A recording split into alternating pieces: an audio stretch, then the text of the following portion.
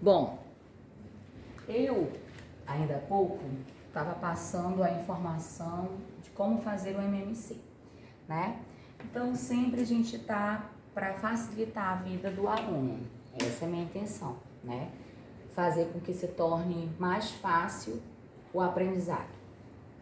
Bom, quando eu tenho operações com frações de denominadores diferentes, ó, numerador é a parte de cima, denominador é a parte de baixo. Quando eu tenho frações com denominadores diferentes, é necessário igualar esse denominador, como foi falado no vídeo anterior. Eu preciso deixar eles iguais, eu não consigo resolver, não posso resolver uma fração quando esses dois forem diferentes. E mesmo que eles estejam iguais, há uma regra para isso. Observe, se eu tivesse aqui denominadores iguais, eu não tenho que somá-los, eu preciso repeti-los. Eu repito o que está embaixo, se tiver igual, e somo somente a parte de cima. Na fração, denominadores iguais, eu não posso somar ou diminuí-los. Eu preciso repeti-los e resolver somente o numerador. Agora, quando eles forem diferentes, não é tão simples assim só de repetir. Eu preciso ter o MMC, o mínimo múltiplo comum. Eu ensinei daquela forma e vou ensinar agora de uma outra forma. Como é que a gente pode fazer de forma mais rápida? Multiplicando em x, primeiramente, depois multiplicando o numerador por denominador por denominador. Vou fazer, pode ficar confuso. Multiplicar em x é o quê? Os meios pelos extremos, tá bom? Como é que a gente vai fazer isso?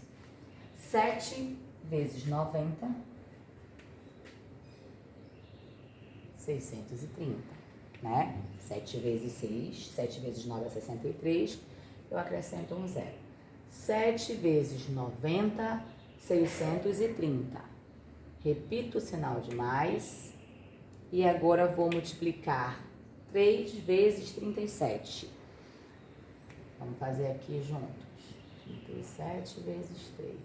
3 vezes 7 é 21, fica 1, sobe 2. 3 vezes 3 é 9, mais 2 que foi para cima, 11. 111. Pronto, a primeira parte já foi feita. O que eu fiz? Eu multipliquei em x. Multipliquei esse por esse e esse por esse. O 7 vezes 9, que deu 630, e o 3 vezes 37, que deu 111.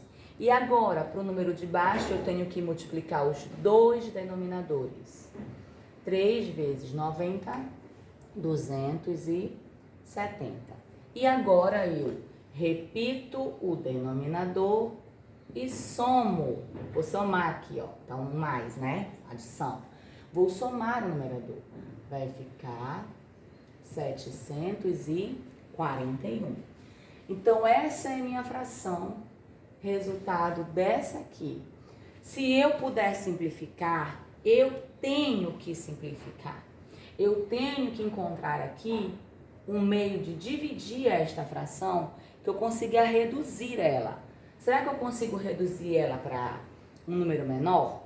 Vamos ver. Vou tentar dividir ela por 3. 741, dividido por 3. Vou fazer por 2 aqui, dá 6. Vou fazer passo a passo, tá bom?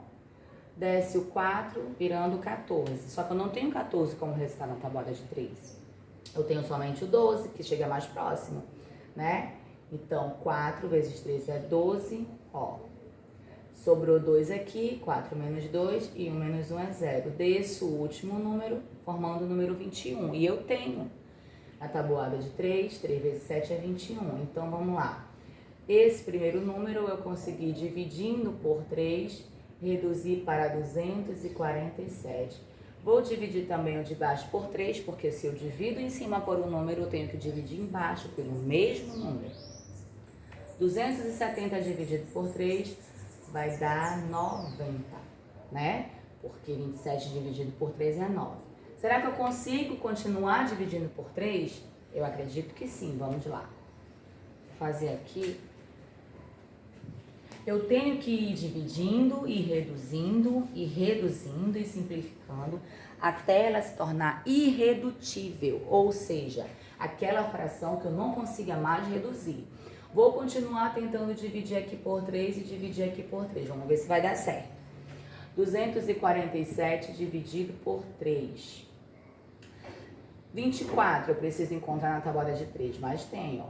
8 vezes 3 é 24. E aí, eu abaixo 7. Já sei que eu não vou conseguir diminuir essa fração.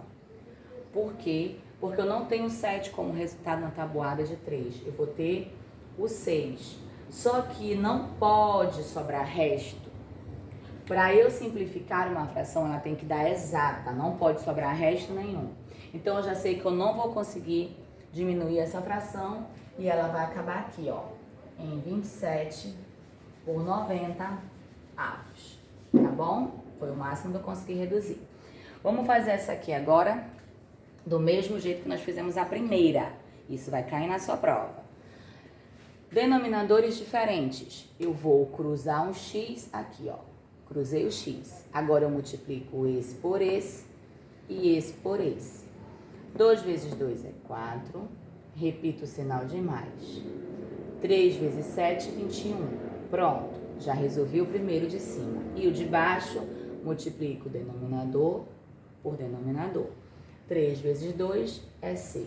E agora eu tendo aqui, eu repito o denominador e resolvo somente o numerador. 21 mais 4 é 25. E eu já sei que aqui eu não vou poder reduzir, porque não dá, não tem nenhuma tabuada onde tenha 25 e 6 como resultado na mesma tabuada. Então, eu já sei que aqui eu não posso simplificar. A tua conta vai acabar aí. Vamos lá. Fora isso, a gente tem uma questão lá na tua revisão que fala sobre transformar uma fração em um número decimal. Esse assunto, na verdade, já é um assunto do ano passado, mas eu vou relembrar aqui, tá bom? Quando eu tenho uma fração, quando eu tenho uma fração e eu preciso colocar ela em um número decimal, eu já sei que fração é uma divisão. Se é uma divisão, então eu vou dividir 3 dividido por 5. Aí eu vou ter que saber o quê? A tabuada, né? A tabuada de 5. Será que eu tenho 3 como resultado na tabuada de 5? Não, porque o 3 é menor que o 5, já não vou ter. Sendo que eu não tenho, o que é que eu faço? Coloco um 0 aqui e uma vírgula. E o 0 que eu acrescentei aqui, eu vou botar aqui, ó, do ladinho do 3, formando o número 30. Agora eu vou procurar o número 30 como resultado aqui, ó, na tabuada de 5. E eu tenho, é o 6, porque 6 vezes 5 é 30. Encontrei, ó, finalizei. Sempre, quando você vai transformar uma fração em um número decimal, não pode sobrar resto. E se sobrar, ele é considerado uma dízima periódica. Então, 3 quintos é a mesma coisa que 0,6. Esse aqui é o resultado. Vamos fazer um outro aqui.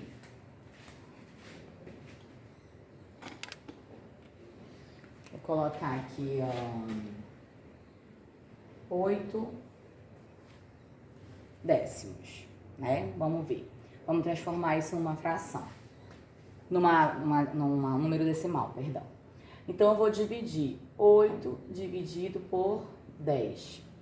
Eu já sei que o 8 é menor que o 10. Então, eu não vou ter na tabuada como resultado. Eu já sei disso. Então, eu vou colocar aqui o 0. Sempre que o número for menor aqui, menor que esse, você já sabe que vai ter que colocar o 0 aí, tá bom? O 0 e a vírgula, e o mesmo 0 que eu botei aí, eu vou botar aqui, ó, formando o número 80. E agora eu vou procurar 80 como resultado aqui, ó, nessa tabuada. E eu tenho, que é o 8. 10 vezes 8, 80. E acabou aqui a minha conta. 8 décimos é igual a 0,8. Vamos fazer um outro.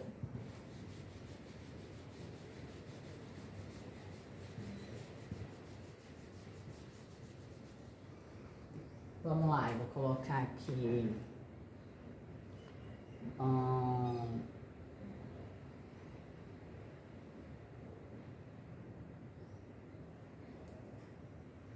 12 oitavos. Vamos lá? Vou colocar aqui, ó, 12 dividido por 8. Esse aqui é diferente. Por quê? Porque esse número aqui não é menor que esse, então eu não posso colocar o zero aqui, tá? Eu só ponho o zero aqui e a vírgula se esse número for menor que esse outro, tá bom? Então eu tenho que procurar 12 como resultado aqui, ó, na tabuada de 8. Eu não tenho, né? Porque 8 vezes 1 é 8 e 8 vezes 2 é 16, já passou do 12. Mas então eu vou usar o 8, que é o número que mais chega perto. Vou colocar um aqui e o 8 aqui. Vou diminuir um pelo outro, vai sobrar 4. Mas o que foi que a tia Paula disse? Que quando eu transformo uma fração em um número decimal, ele não pode sobrar. Sobrando aqui, o que é que eu faço? Eu vou acrescentar um zero, transformando esse número em 40. E o zero que eu acrescentei aqui, eu ponho logo uma vírgula aqui, tá bom? E agora eu tenho que encontrar o 40 na tabuada de 8. Vamos lá. É o 5. Por quê? Porque 8 vezes 5 é 40. E aqui encerra a minha conta. 12 oitavos é a mesma coisa que 1,5. Tá bom? Vamos fazer um outro assim?